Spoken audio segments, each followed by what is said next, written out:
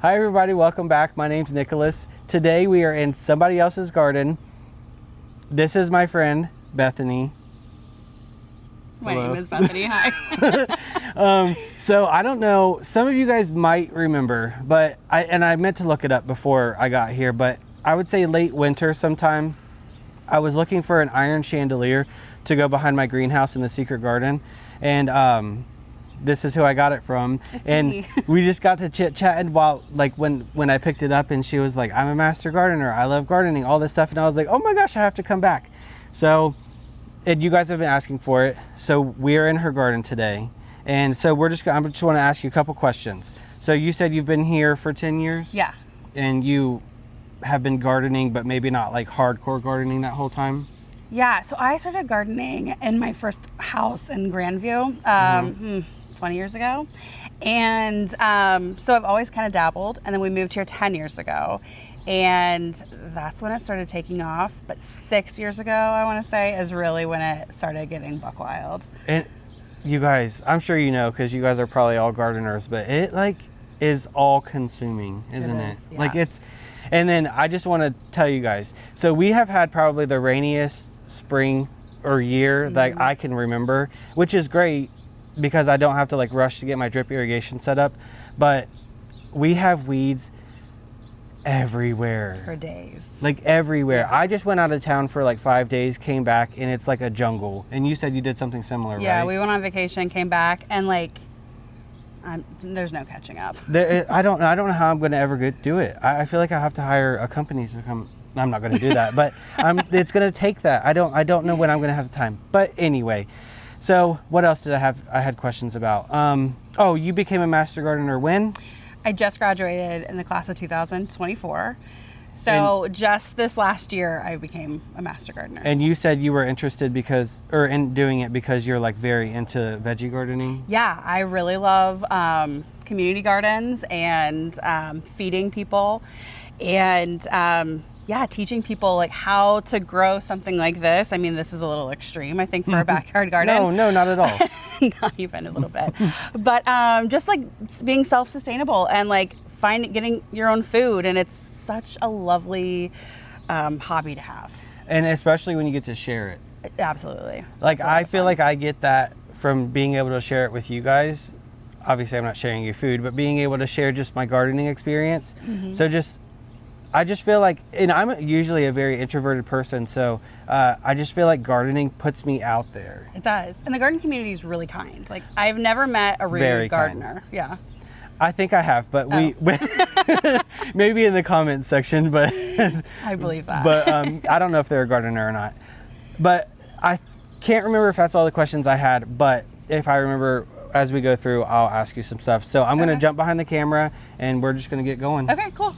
All right, you guys, we're going to start this tour. I just want to tell you, there's so much beauty already just spilling over as I walk in. And she was saying that there's volunteer sunflowers everywhere from a chipmunk. And there really is. They're absolutely everywhere. And it's so cute. And tomatoes just here and there. Yep. Okay, here we are. Let's go. What do you have growing? What do you want to tell me about? Well, I think the better question is, what don't I have growing? So part of how I like to grow in my garden is companion planting for one, but also adding a lot of flowers into everything I do. So we have the pollinators that visit the flowers, and then it's easier for them to come and find the actual plant that I need them to pollinate. Yeah. So in this garden bed, I have carrots growing. I have you guys can tell how inexperienced with vegetables I am because I looked down and I said, what is that? It's a beet. And then there's some cabbage, some romaine lettuce. And then one of my favorite things to plant in the garden is nasturtium. Nasturtium. Yes. The leaves are so pretty just by themselves. And they're edible. And so are the flowers. And they kind of have like a peppery arugula taste. They're delicious. Yum. Yeah, so, and then we have a series of arches, which is just cattle panel and T-posts. Yep. So here we have snap peas growing. There's a ton that need to be harvested. And in these two beds, I have tomatoes, which are going to be coming up behind the peas. Oh, right yeah, here. yep. And this bed, I have bush beans. And in this bed back here is garlic, Yeah. which needs to be harvested in probably next couple weeks. It's starting to look a little sad. Then we come What is the big plant over there by the house? Okay, so that is the well-known pokeweed. Most people look at it as a weed, but if you take a better look at it, it's actually really pretty. Well, I like the bloom. Yeah, so those turn into like really vibrant pink berries, and they're beautiful in arrangements. It kind of, I don't know. I don't know anything about anything, but these kind of like give me like a rhubarb look. They totally to the do. They do. Stem. Yeah, so I let only this section is allowed to grow, and once they mature a little bit, I like to cut them up and put them in arrangements. Oh, Yeah. cool. So you do like a lot of flower arrangements I and do. such? I mean, we have a ton of flowers. Just wait. Yeah. And then here's some more nasturtiums, a totally different variety. I really love the variegated leaf on those. I need to look it up. I So don't. pretty. Yes. And I like love this color. Isn't it beautiful? It's not looking the same on camera, but it's a very pale orange. It's kind of like a corally. Yeah, coral. But on camera it's looking very, very orange. Totally. And then here's another one too, like a whole other color. They're everywhere. They're everywhere. And There's the other, like a pink and like a red, it's fuchsia. kind of, I don't know, a reddish pink. Yeah. But another great thing about planting nasturtium, other than them just being beautiful and a great companion plant, is they're a trap crop.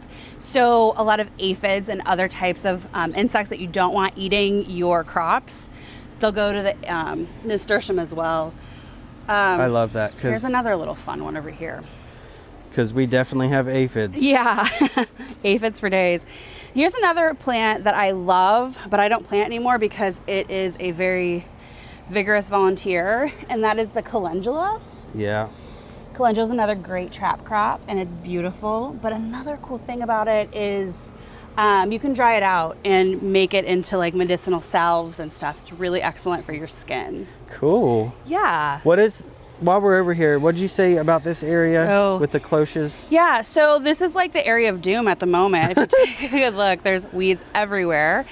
But the plan is for the cloches is to cover the squash plants just enough so that they don't get eaten by vine borers or squash bugs. And we want them to grow all the way down towards the back of the yard. That would be so cool. It will be. It also needs weeded bad, but tis the life of a gardener. I will show you guys how bad my weeds are at home. And it's like, I feel like it's just the rain. Like, I don't think we could keep up with it if we wanted to. I don't think so either. Like, I try and get some of the more noxious ones, but it is what it is. Oh, I know what this is. This is a zinnia. Oh, yeah. Oh, there's a bunch of them. There is. There's a bunch of zinnias in there and more calendula. Look how cute. That is chamomile. I meant to start some this year, and I totally Start forgot. it, and you'll never have to start it again. I should have. I love I will. them. And you know what? The tea is actually phenomenal when you just pluck them fresh as well. So that's why I enjoy the calendula, and I don't bother pulling it. That's what I wanted to do too. Yeah. All right. What is... All right, so this needs pruned back. But we have, like, this big guy right here is my oregano. Okay. And then we have lemon balm, which Yum. a lot of people complain about lemon balm, like, just kind of growing everywhere. I have not had that problem, but I do try and keep it cut down regularly so it doesn't get crazy. And let's see, we have parsley in here, we have basil, there's some rosemary tucked in there. Yeah, there is. I see it now. Yes, you just gotta dig. There's chives and thyme. It's all kind of bundled all in there. All right. I see you like yarrow as well. I love yarrow. Yarrow is another great medicinal plant, but it's also absolutely beautiful. Yes, and we it have is. quite the variety of colors of yarrow. Yeah, I really like this pale yellow. Such a pretty plant. Wait, what is this? You know, I planted that years ago and I don't remember, but I love it. Oh, well, good. I'm not, at least it's not just me that doesn't know what things are. Oh, this one's pretty. So yarrow is another plant that you can cut back and it'll come back and flower again. Yes. Yeah. Your vining crops look very healthy. Like this looks very, like this, this leaf is absolutely huge, you guys. It's massive. I think it's a pumpkin. And I say I think because it popped up and I was like, oh, and there's squash. something, I'll try to zoom in for you guys, but there's a little You think it's a pumpkin. Of some sort. Which is odd because I've never grown a pumpkin a day in my life. Oh, well, now you have. Now I have. And then we have our onion bed, which also has sweet peas, and they smell phenomenal. So, actually, this is my first year. Oh, I can smell them right now. Yeah. This is my first year, believe it or not, that I've ever grown sweet peas. Yeah. Period. And I grew them from seed. And I think I grew 4 different types, and I have them on similar situation. And the smell is intoxicating, It's and insane. I love it. I know. Well, not many flowers, I feel like, smell. I mean, all of them have some kind of a scent, but these are very strong. And they're so pretty. So pretty. Do you know what variety they are? I would have to look it up. Oh my gosh, I just smell that, you guys, and it's like, oh, that's fabulous. Yeah. And then you see the seed pods after they bloom. Yeah. So we'll let those grow all the way and dry out, and then I'll harvest it so I can have sweet peas for next year. So cool. I know. So I have 4 different varieties of garlic growing this year. Yeah, I think I counted 150. Like this is like huge. It's huge. And what's funny about that is all the other garlic popped up in the fall, and these guys didn't pop up until the spring, and they're huge. They're absolutely huge. And I'm going to be honest, I've never grown garlic before, but do it. It's fun. It feels very like corn almost. Yeah, or like I don't know, like a, oh my gosh, what is the name of the plant that I'm trying to think of? Well, I don't know. Yucca? No. Yeah. No, I don't know. Agave? No. No. Okay, We'll skip find that out part. another day. Is this the traditional echinacea? It is the traditional echinacea. That's so pretty. Like that rusty orange color with the pink, It's purple. beautiful. Such a pretty plant. I have a lot of echinacea. Yeah. I love it. It's beautiful. It's native. I have so much of it too, and it's exciting because it's just starting, and it's gonna last for the rest of the season. And then if you look in this bed, like other than like this weed that is growing, all of this is just from these plants from last year. Yeah. So next year they'll be a lot bigger and they'll have flowers. This year it's just foliage and it's feeding the roots as we go. We also have a couple different types of Swiss chard in here. Yeah, I was going to say that, but I didn't want to sound. No, you guys, were right. like literally, I know nothing about vegetables, but Swiss chard I is knew that amazing. this was Swiss chard. I just didn't want to say it first in case I look like a fool. Like, look how pretty. Like yellow. I know the and yellow one pink. back here is like catching my eye. It's so pretty. It's so pretty and it's really tasty. I don't care for spinach, but I'll throw it down for Swiss chard. Like you can put it in, like saute it. You can put it in anything really. You don't like spinach on like a pizza with chicken?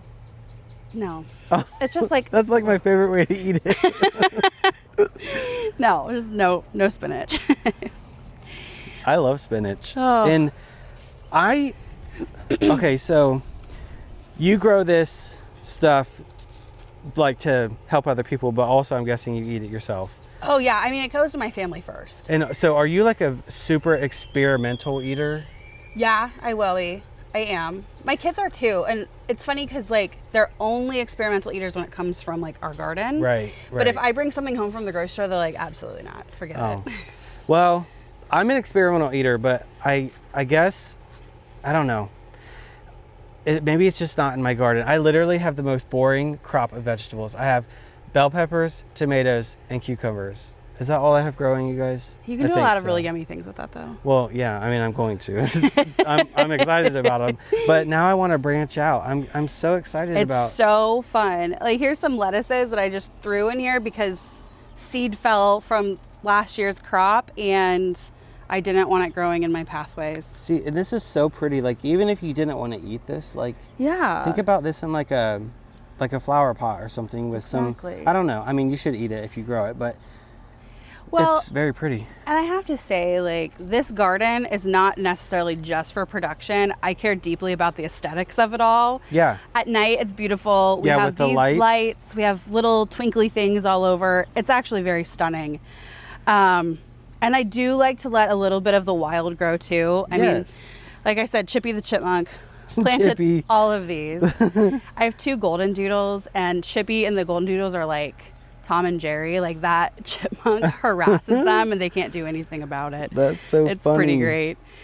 Oh, You have nasturtium everywhere. everywhere. And I'm in love with it. I literally don't have any in my garden right now. And watch out next year because Next year. They're so simple and they're just very versatile plants. I guess I didn't realize how much I loved the leaves on them. Like, They're even if they didn't fascinating flower, I would looking. be perfectly fine. Yeah, I made a big salad for my family over the weekend, and I decorated it with the flowers, and I put the leaves in it. Mm-hmm. We all ate it, and it was delicious. What are the grassy looking things Well, under there? those are onions that never got planted. I have plenty of things that never got planted. So I planted that bed with the onions, and then I was like, oh, I'll come back and do this, and then I didn't. Mm-hmm. There's a poppy. It showed up just for you. It's so pretty, you guys. So, I always say that I like red in other people's gardens, Yeah. but I don't super love it in mine for some reason. But that doesn't mean every shade of red. Like, I love like burgundies and Yeah. stuff. And it's only really in like the actual flower that I don't love, like a scarlet red. Yeah. But I love it everywhere else. And I'm looking around and I'm seeing red everywhere. And I'm like, well, maybe I do like it. Well, red is like, it's an aggressive color. It can be. I don't necessarily love red either, but I like a pop of red. Yeah. Like these begonias over here, I like just the tiniest bit, and that'll be it. Everything else will be purple, pinks, white, some yellow. But that's all you're gonna get. And this is a beautiful red bud. You said it was a red bud, right? Yes. But you didn't know what the I don't know what the variety is. But it has the coolest shape. It has the It's very best shape. vase-like, but then it like spills over. Oh, it's fascinating. It's so cool. Oh, is this the marshmallow yarrow? Yes. I have some of this too, but mine is nowhere near as big as this. I started it from seed last year. I think I started this from seed 3 years ago. Oh, okay, good. Because I'm excited about. Oh, that's so pretty. Isn't that fun? Is this Thunbergia? That Or Black-Eyed Susan vine? Yes. That is such a pretty one. I know. Mine is like the one I grew this year is like a very pale yellow, but I really like that. So this isn't even my favorite variety. I couldn't find seed for my favorite. Uh-huh. The other one I like has like yellows and different shades of pink. Yeah. But I'll take what I can get because this is also beautiful. And then this whole trellis will light up at night. And by the end of the summer, this will be covered in the vine, and it's just so delightful. Oh, it's so pretty. I know. I'll show you. This is one of my favorite parts of the Oh, garden. yes, because you had a plaque out front that we'll see in a minute. Yeah, so my yard is registered with the National Wildlife Federation. So we have to provide shelter, a place for animals, birds to raise their young, water, and food. So this is part of our water source. We have, I think, 4 goldfish. They were just up here. They get scared. And a koi in there. And they just take care of themselves. But they keep the water clean. Yeah, it looks very clean. It does. And I love the sound. I need to put a water feature in my garden because I don't know why I haven't. Well, I do. Because there's only so many hours in a day, that's why. But I really want to do a water feature in, I would say probably like in my secret garden area, because think about it, like behind the greenhouse with all the lush foliage, furniture, like water, like doesn't that sound kind of perfect? I think so. It does. And it's really nice to sit out back and you just hear it. Yeah, I need that. I had a garden snake over winter in there and I watched it emerge. Like it does really cool things. So I actually just saw my first not my first, but first of this year garter steak. Are you okay? And I'm fine, and I actually don't mind, but it was huge. I'm talking huge, like I've never seen one that big.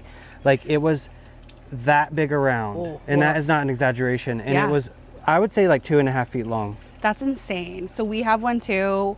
I don't see it that often. Sometimes I'll see it come take a drink, but I find it's shedded skin every single spring. Yeah. And it's just gotten longer and longer. Yeah. And we try and freak out. I looked it up, the family with it, and it said that they're only supposed to last 2 years in the wild. And I'm like, sure, there's no way that thing got that big in 2 years. No way, no way.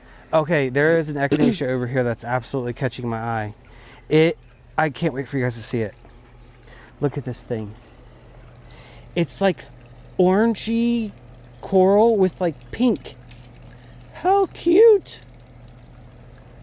I love echinaceas so much. I do too. There's so many cool varieties. And I guess you guys will see this when you get out front, but she has a lot of terracotta pots, and like that's exactly what I like too. Terracotta is like, it's the way to go. I love how it ages. The patina, it just does something for me. Yeah.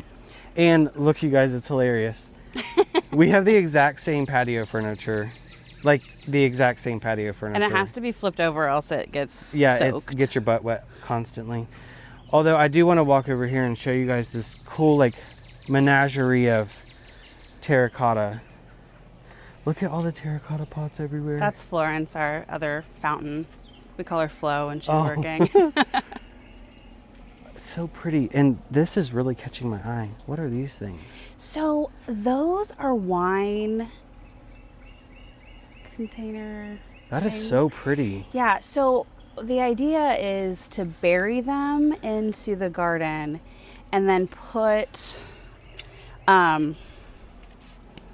the dish on top. Okay. And then since it's a porous, it will seep out and like water the garden. Oh yeah, so it's like I think they're called Oyas. Yeah. OLLA. I think that's OYA? No. OLLA? Yeah. Okay. Yeah. Yeah, I don't know. I think that's what they are. But yeah, called. so that's what it does. That would be like a homemade Oya. So do you use these harvest baskets? Yeah. I love baskets like that, especially for like cutting flowers and stuff. Yes. Because they just like fit perfectly, and you look really cute as you carry it. So cute. And I just let them out here age like I did. It is what it is. All right, and then this area. So we did like a little pre-tour, and oh, I didn't see these lanterns before. That's really cute. And I love this petunia. Thank you. I don't know. It looks really cool because on the backside it's like a really light color, and it kind of like, I don't know. It's cool. Whatever. But I think this is beautiful because it's a menagerie of so many things. And I'm literally loving this, and I don't have any, and I want some. You can dig some out. I have a lot. Dig it out. Dig it out of your garden. Yeah. I just forgot what they're called. The other purple ones. Bee balm. Bee balm. Yeah, the bee balm is starting to pop, and it's so pretty. Mine is not this tall. That's been there a few years. Oh, and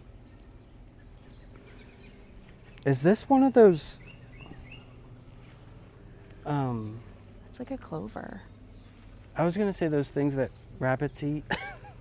Yeah. Do you know what I'm talking about? The clover. The red clover. Yeah, rabbits eat those. But what's funny is we've never had a rabbit or a deer in our yard eating anything. Oh, and if you look back, we have a field. That's kind of insane to me. So I don't have, well, I've had deer pass through, but luckily they've never stopped. Yeah. But I have seen a very large increase of rabbits in my garden this year. Get a dog. They're very cute, but they're not that cute. They are eating quite a bit of my stuff. Yeah, get a dog. Whenever we have had a rabbit out here this year for the first time, and every single time I let my dog just chase it down. Yeah, well. It'll teach it. All right, I'll get a dog. Yeah.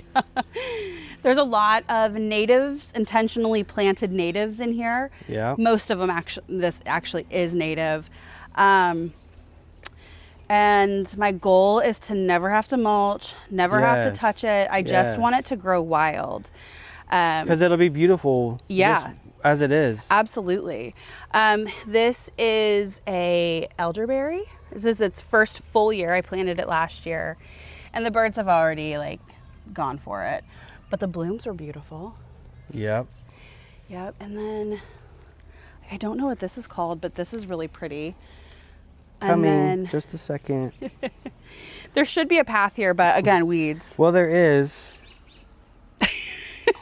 I see a couple stepping stones. Yeah, there are some. But like this, I planted last pretty. year. I started it from seed, and sadly, I don't know what it is. That's what I love about doing my gardening YouTube, because before I would plant stuff and I literally didn't care to keep a tag or think about it. And now I have like a chronicle of everything that I plant, and it's been so helpful. And if I don't remember what something is, if someone asks me, I'll be like, go watch that video because it's there. And come back and tell me. This really pretty pale pink is beautiful. That is evening primrose. And I planted one of those years ago, and now it's just kind of spread. I mean, it goes all the way back into there, down to there. So I love certain things that spread like that because you can give it their space and let it do its thing. Yeah. And then, but sometimes that's just not always what you want. But No. I think that people are so afraid of planting things that spread. But if you give it the right location, then it's perfectly fine. And also, you can rip it out of the ground. But yeah, if you don't it's like easy it, to take pull it out. Well, we say that, and our gardens are swallowed in weeds. Right? But this planter is cool. That used to be a fountain that would constantly fall over, and it just like got gross.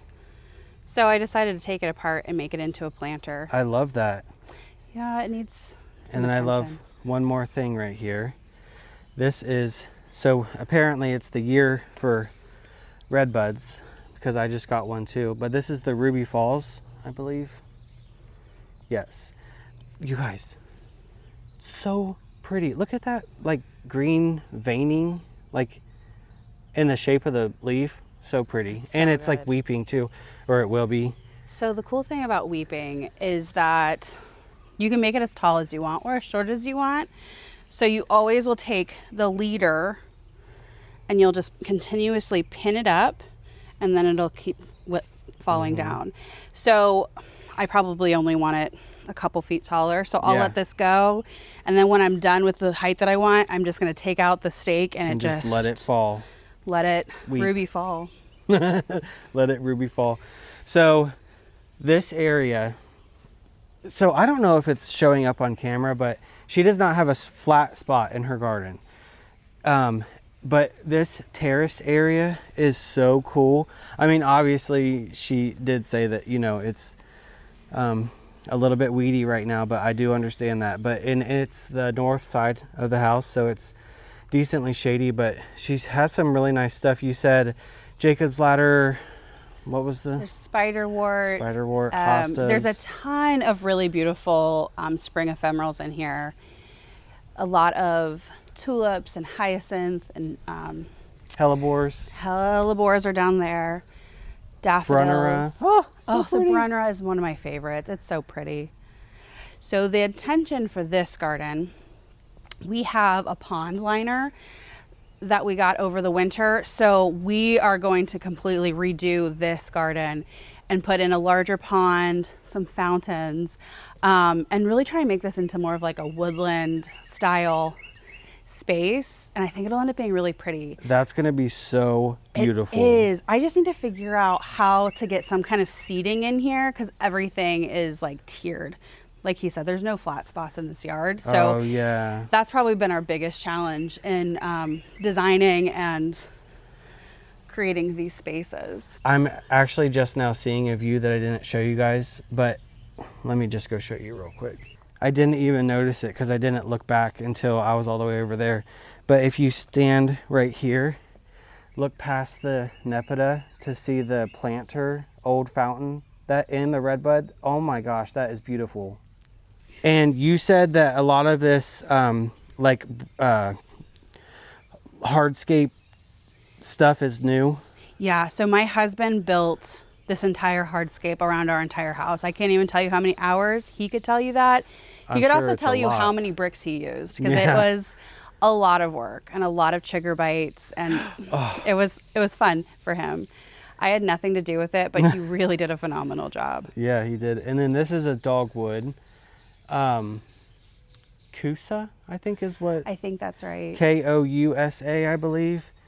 And you were saying that it can grow in sun and shade. Yeah. So I don't know if this is your experience, but I get a lot of comments because I mix sun and shade stuff together. And people constantly are saying that it won't work. But I feel like in our area, It does. like it doesn't matter that much. I mean, there's certain things We're that in like an interesting like growing zone, like zone 6A, 6B, and a lot of things work here that probably wouldn't in other zones and areas.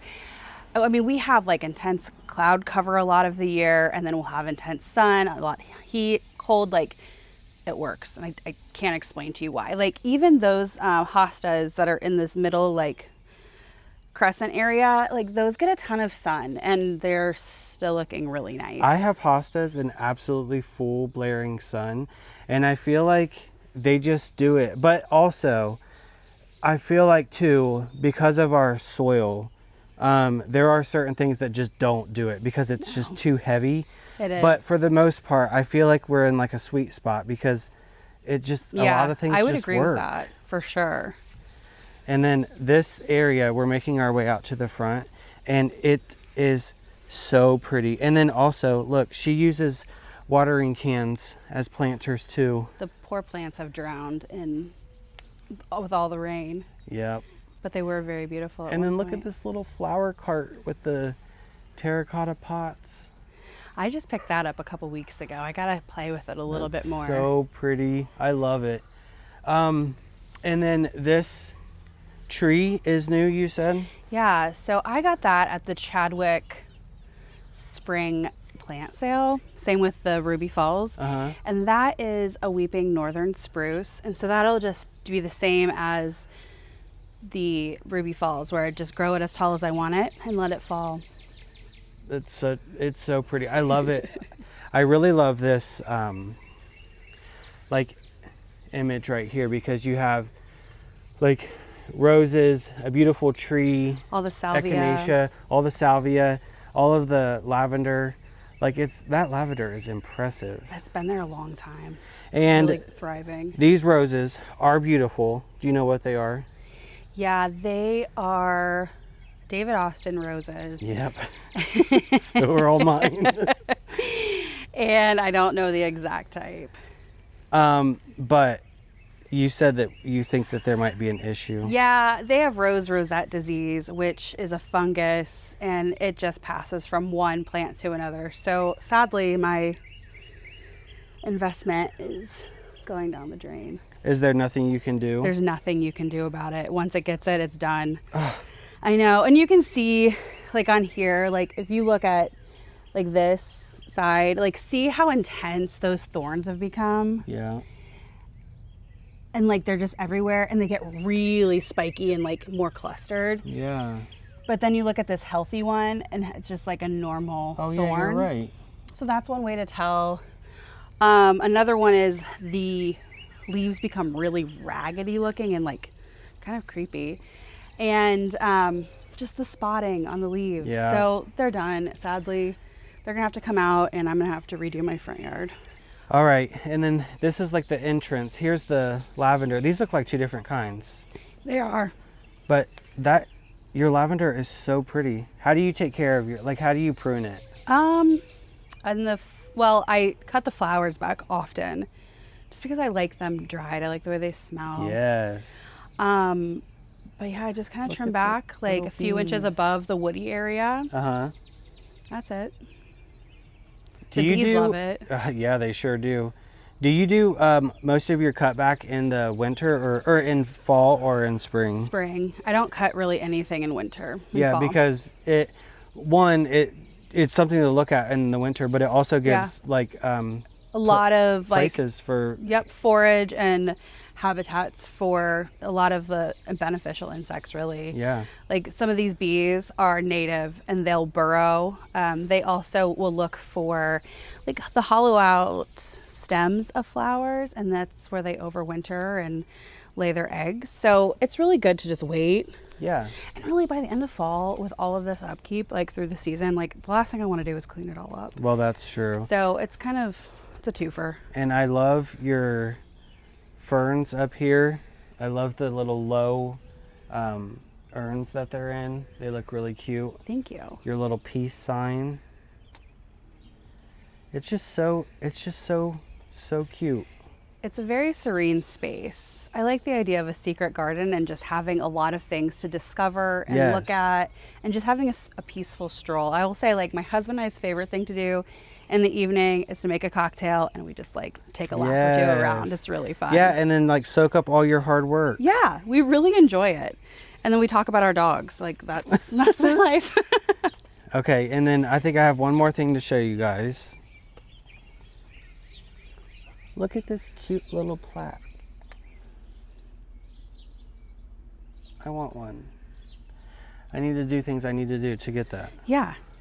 Oh, and I'm just noticing, I didn't see this over here. Maybe, oh, because we didn't see over here. But that is a beautiful Japanese maple. It is. Do you know what it is? Nope. It has the fine foliage like I think it's like a Tamakayama. That might be it. Is that the Japanese? Well, obviously. It's like a slightly weeping version. Yeah. Yeah, I think that's what this one is. Yeah. So what I don't love when they like touch the ground. So Yeah. I need to like continue to prune it and bring it up. Yep. But like the foliage underneath is green. The top is red.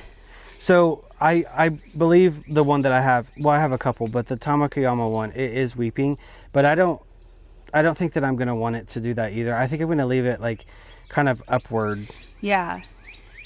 And then we have more David Austin up here. And then we have the northern sea oats, this grass. Oh my gosh, it's beautiful in the fall. Like all of these little ends, the flowering part, Yeah. they turn into like this really bronzy, silvery. Like dangling oats. Oh my gosh, it's so pretty. I've but- been looking for seeds for like a year and I can't find them. Well, good news for you. All of this bright green, I have to take out.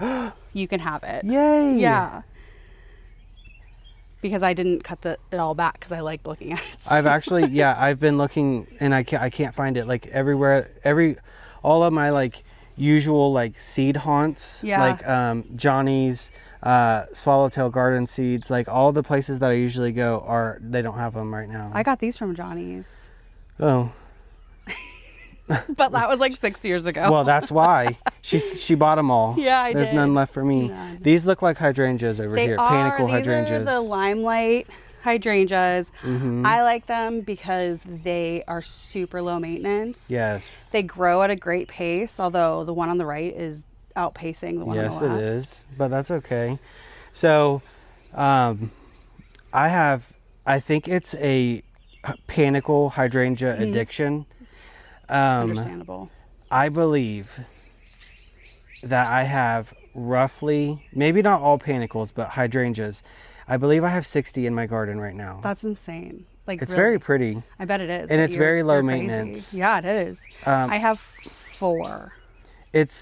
Yeah. So, but you know what? We all have our things, right? We do, You we like do. vegetables. I like hydrangeas, apparently, and many other things. But Yeah. all right, well, we've made it full circle.